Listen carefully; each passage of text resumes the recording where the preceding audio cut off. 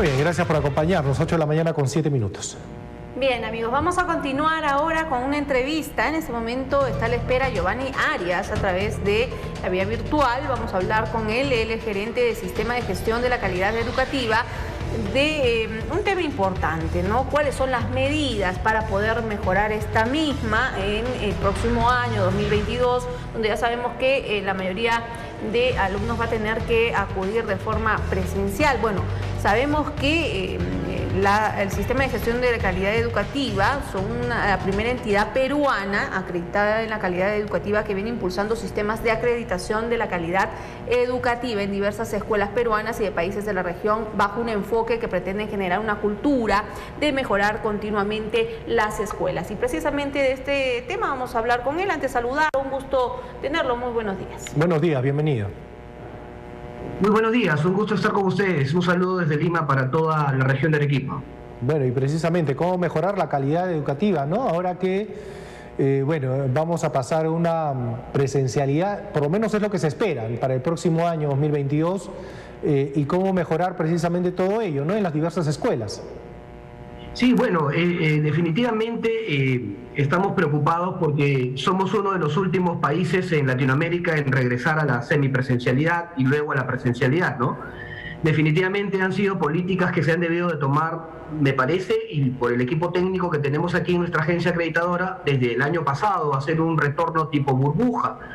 Siempre estos retornos tienen que ser progresivos, ¿no? No podemos pretender que de la noche a la mañana, que hemos estado prácticamente 2 años encerrados en casa, pretendamos volver de la noche a la mañana a algún sistema híbrido, ¿no? O a un sistema presencial. Esto tiene que ser progresivo, definitivamente, ¿no?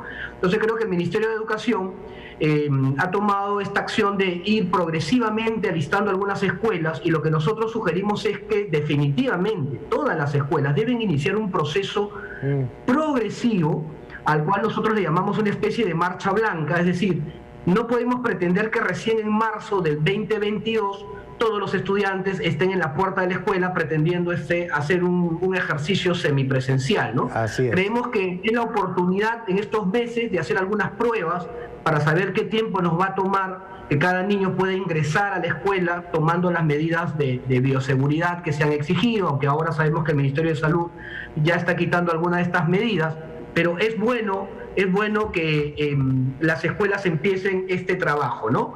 En torno a un punto importante que ha señalado, ¿no? Que se va a hacer, o por lo menos no se puede esperar pues a que el próximo año en marzo, tal como lo ha mencionado, estén todos los alumnos en la puerta de los colegios, ¿no? Tanto nacionales como particulares.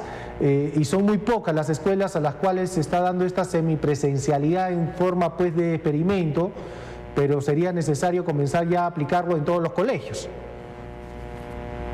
Sí, efectivamente. Miren, hay una gran preocupación porque ustedes saben que la infraestructura de la escuela pública actualmente se ha deteriorado por la falta de uso, ¿no? Entonces, acá se hace un llamado a toda la población que nos corresponde a hacer el rol también de fiscalizadores, desde padres de familia de la escuela pública, que se ha decretado en emergencia el sector educación, y por lo tanto la inversión pues va a ser, digamos, inmediata para poder reponer estas escuelas que están deterioradas por la falta de uso. Aquí se hace un llamado a los padres de familia para estar atentos de que esa inversión realmente se haga de manera correcta y correctamente, ¿no? Es decir, que se apliquen, que la inversión se haga justo para poder poner a punto estas escuelas en cuanto a infraestructura, ¿no? Estamos muy preocupados porque efectivamente a nivel nacional las escuelas antes de la pandemia ya tenían un problema de infraestructura, ahora imagínense después de la pandemia, ¿no? La falta de uso, aparentemente, fíjense que es mucho más destructiva que el hecho de estar usándolo permanentemente, porque la falta de uso, el óxido, el moho, una serie de cosas que se digamos, hacen que la escuela se deteriore, ¿no? Entonces, un llamado a la población para estar atentos. Nosotros como agencia acreditadora también estamos visitando escuelas a nivel nacional tratando de implementar estas nuevas metodologías, porque créame, vamos a entrar en la misma incertidumbre que el año 2021, ¿no? 2020, cuando pasamos de lo presencial a lo virtual, la gente no sabía cómo trabajarlo. Igual va a pasar en este 2022, la gente no sabe cómo trabajar un sistema híbrido. Si usted junta 4 directores de colegios públicos y privados, le van a decir conceptos distintos del tema híbrido, ¿no? ¿Por qué? Porque no es un problema de ellos, sino que a nivel mundial también vamos a aprender en qué consiste trabajar de una manera híbrida, ¿no? Porque es para todos una primera vez cómo vamos a trabajar esto de que un grupo va a la escuela, otro grupo se quede en casa y luego vamos a hacer una rotación. Eso también va a ser nuevo para todos. Se le pide también comprensión a los padres de familia con los maestros, porque también van a entrar en un nuevo estrés de saber lidiar con esta nueva metodología de trabajar de manera híbrida, ¿no? Entonces hago un llamado porque, si bien es cierto, en Arequipa hay que reconocer que hay organizaciones que se han preocupado en la pandemia por no solamente brindar un servicio, sino que además sea de calidad. Y en ese sentido yo tengo que felicitar, por ejemplo, a las escuelas pertenecientes a algunas organizaciones, como el caso de la Iglesia Adventista, que tiene varios colegios en Arequipa y que algunos de ellos ya se han acreditado, ¿no? O sea, han certificado calidad en tiempos de pandemia. Hay que invitar a las escuelas a no quedarse solamente en la eficacia, sino también ser eficientes en el servicio, y eso implica dar un servicio de calidad. Entonces, no nos quedemos, digamos, con lo mínimo, tratemos de ser innovadores, disruptivos, ¿no? Ser creativos, y es lo que se le pide a los maestros para enfrentar este nuevo reto. Recuerden que es un nuevo reto, porque el sistema híbrido es algo nuevo para todos, así que paciencia también a los padres de familia, porque los maestros van a hacer su mayor esfuerzo, ¿no? ¿Y qué propuestas educativas se deberían unificar para que este sistema híbrido del próximo año pueda funcionar? Porque se requiere una unificación para que no se siga viendo este crecimiento tan variado, ¿no? Por un lado hay algunos colegios que sí han logrado avanzar, otros que se han quedado en el camino, incluso han terminado cerrando, los alumnos han tenido que buscar otras escuelas, otros colegios. ¿Qué propuesta nos trae? Mire, usted acaba de mencionar algo interesantísimo. Es importante dejar de lado los intereses particulares y comenzar a pensar en un trabajo de redes. Y aquí el primero que tiene que dar el ejemplo es el Ministerio de Educación. Es decir, dar las facilidades primero a todas las organizaciones educativas, a todas las instituciones, y no hacer una diferenciación entre lo público y lo privado, porque eso ocurrió en el 2020, y hubo un divorcio entre lo privado y lo público. Clarísimo. Entonces, a lo público le dimos Aprendo en Casa, y a lo privado lo dejamos a la deriva, que ellos vean cómo se soluciona el problema, y me parece que eso no debe ser el rol del Ministerio de Educación, porque si existen las escuelas privadas es porque están cubriendo algunas necesidades que probablemente la escuela pública no esté cubriendo. Entonces hay que hacer un trabajo conjunto. Acá ya es hora de mirar con unas políticas que sean para mejorar la calidad educativa a nivel nacional y no estar mirando si es público o privado. Y usted ha mencionado algo importante, trabajar en redes, tendernos la mano. Usted ha dicho, hay organizaciones que por los propios recursos que tienen ya están iniciando sus actividades y han ganado una experiencia. Esa experiencia se puede replicar en otras organizaciones. Entonces, ¿quién es el llamado para hacer estas conexiones y tender estas redes de experiencias? El Ministerio de Educación. El Ministerio de Educación tiene que trabajar de manera organizada con las asociaciones de colegios privados, con los colegios públicos, con los gobiernos regionales, para compartir estas experiencias de algunas organizaciones que ya iniciaron. Recordemos que ya no solamente en el sector público, sino en el privado, han empezado estas buenas prácticas de hacer un trabajo progresivo de retorno a la presencialidad, ¿no? Entonces, estas experiencias hay que cogerlas y obviamente, como dice el dicho, la rueda no se inventa dos veces. Entonces yo no voy a empezar de cero cuando ya hay otra organización que cometió algunos errores, ha ido puliendo. Esa experiencia tiene que enriquecer a las otras escuelas. Y lo que recomendamos es hacer este tipo de marcha blanca en estos meses que nos quedan, marzo, diciembre. Les recomendamos a las escuelas que inicien algunos cursos, no todos, algunos talleres para que vayan midiendo cómo va a ser el flujo dentro de la escuela bajo esta nueva normalidad, ¿no? Entonces, eso es lo que recomendamos y estar más unidos que nunca, tender estas redes, usted lo ha dicho muy bien, tender redes para compartir experiencias y lo tiene que organizar el Ministerio de Educación. Ahora, cuando hablamos del Ministerio de Educación, bueno, nos enfocamos básicamente en nuestro país a otros problemas, ¿no? En torno pues al ministro, la visita de su hija al Ministerio de Educación, y estamos descuidando mucho. Me preocupa mucho qué es lo que va a pasar el próximo año porque no nos queda mucho tiempo. Solamente quiero señalar algo escenario que ha salido publicado en el diario El País de España hace un par de días, donde ellos incluso muestran este escenario y una débil voluntad política, pues que existe precisamente en nuestro país para poder enfrentar precisamente estos miedos que se tienen al retorno a clases. Y en tema de la educación privada, si bien es cierto, ha sido un gran apoyo, hay varios alumnos pues en la educación privada en estos momentos, ¿no? ¿Cómo estamos en la educación privada? Porque también se han visto golpeados en torno a esta pandemia, no sabemos cómo está su infraestructura, cómo estarán pues adecuando la calidad que se le va a brindar al alumno el próximo año. Mire, usted ha mencionado algo importante que nosotros como agencia acreditadora, que además visitamos el país, como se dice, a pie. Nosotros para llegar a una escuela hemos tenido que tomar un avión, un camión, tomar un burrito para poder llegar a algunas escuelas rurales, porque así funciona la escuela a nivel nacional.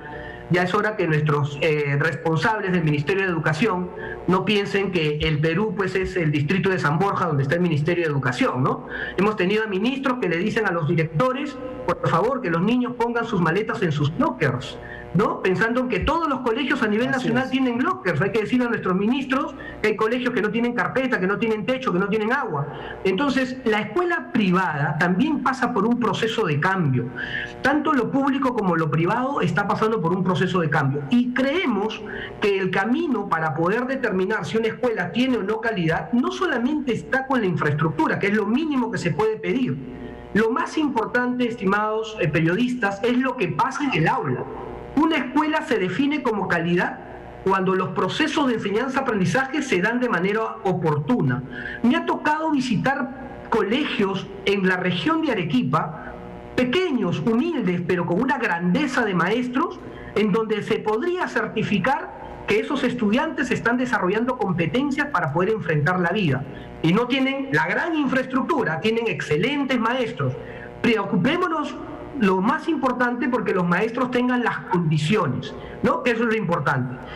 Y cuando hablamos de que tengan las condiciones es que el maestro tiene que ser apoyado por un equipo que dé la parte administrativa, un equipo logístico que dé la parte operativa, es decir, un maestro tendría que entrar a un aula limpia, un maestro tendría que entrar a una escuela con agua, con algunos servicios básicos pues, complementarios listos.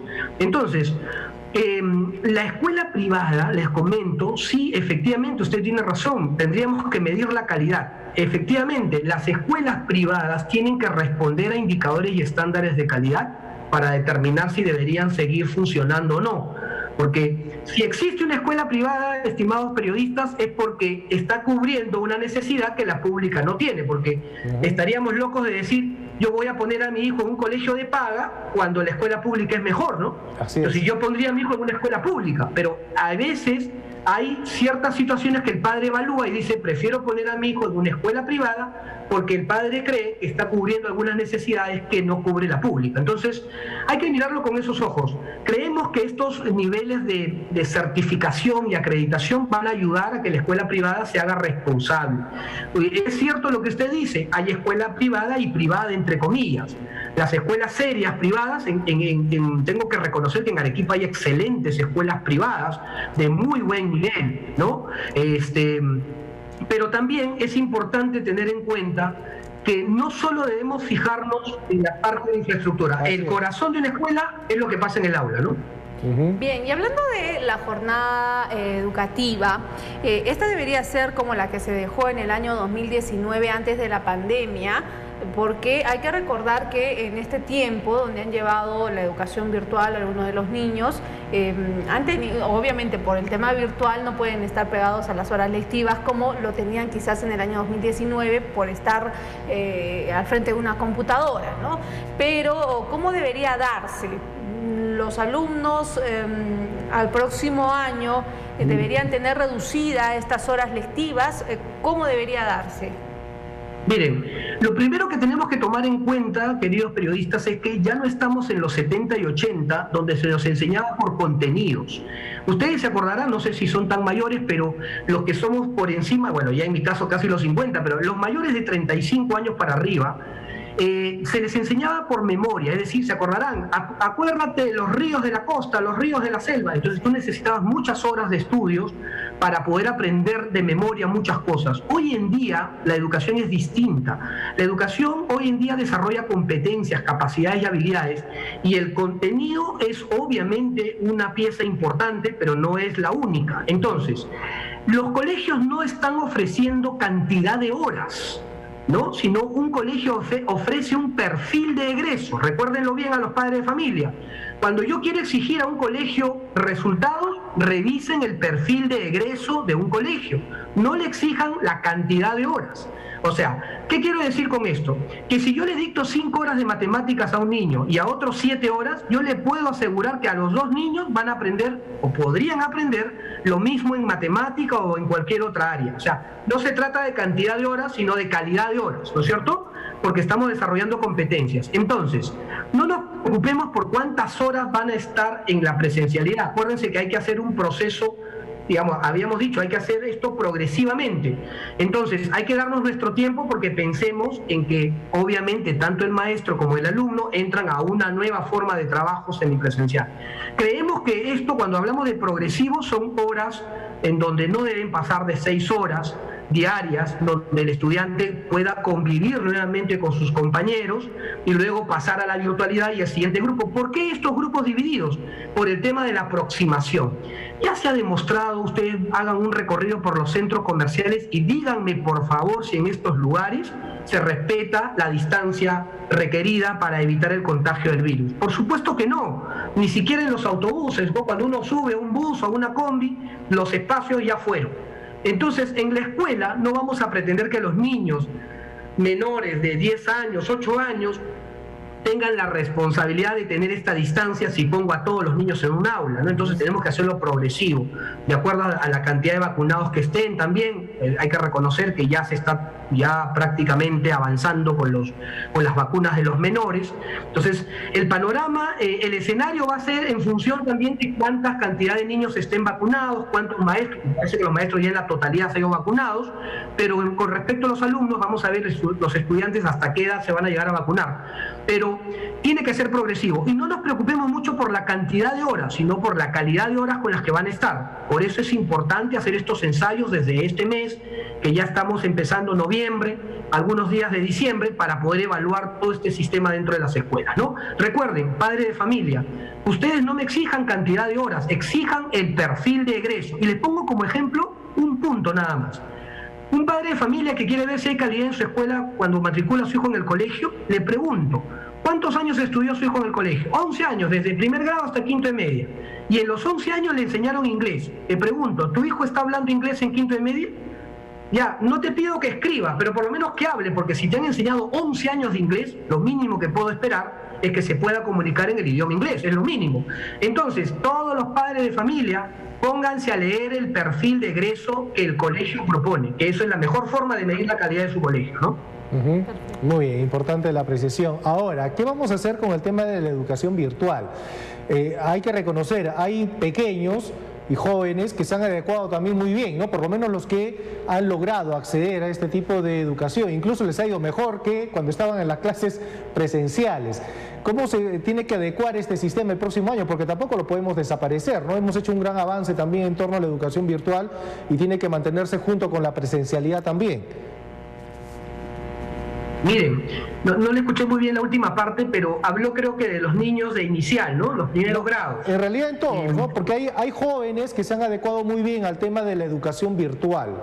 Es necesario, por ejemplo, fortalecer la educación virtual acompañada de una ya presencialidad en los colegios.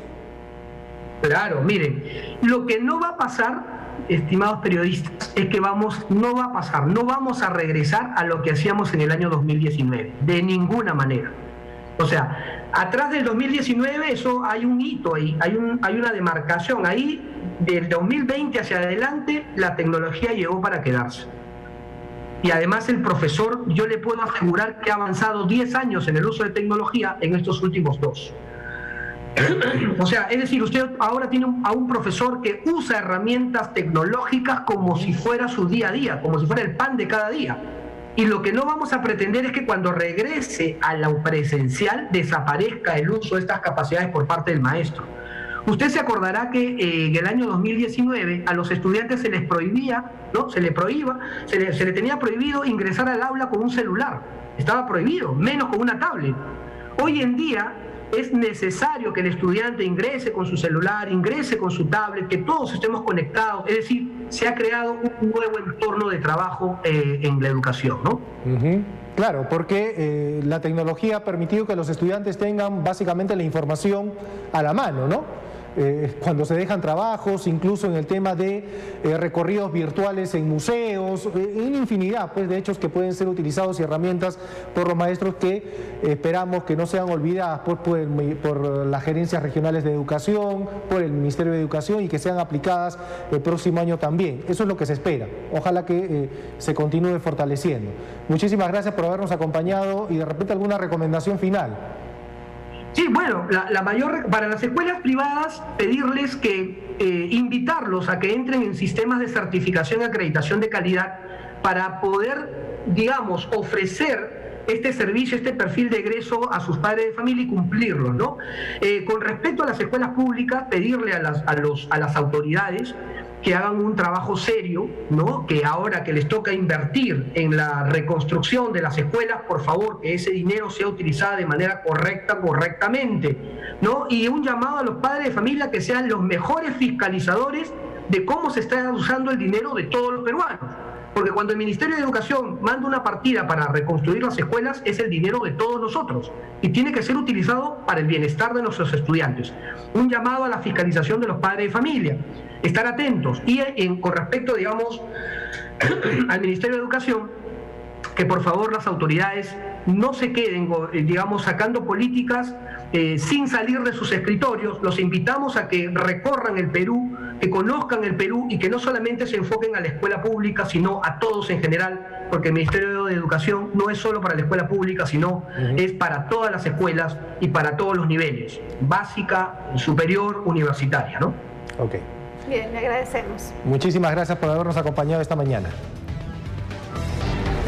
Bien, hemos estado conversando con nuestro invitado el día de hoy en referencia a este tema, ¿no? El sistema de la calidad educativa tan importante, por supuesto, para el avance de nuestros niños. Así es. ¿No? El próximo año va a ser algo diferente, pero tenemos que dejar algunas cosas que también... Y bueno, y no solamente en el tema de la educación primaria, secundaria, sino también técnica, superior, universitaria, ¿no? Es un arduo trabajo que se tiene que desarrollar el próximo año, cosa que ya se tiene que ir implementando pues desde ahora, ¿no? Y no permitir que en marzo, cuando se retornen a las clases, estén pues todos amontonados y no sepamos qué hacer. Estuvo con nosotros Giovanni Arias, gerente de Sistema de Gestión de la Calidad Educativa, tocando este importante tema, ¿no? Las medidas para mejorar la calidad educativa en este 2022. 8 de la mañana con 32 minutos. Hacemos una pausa. Bueno.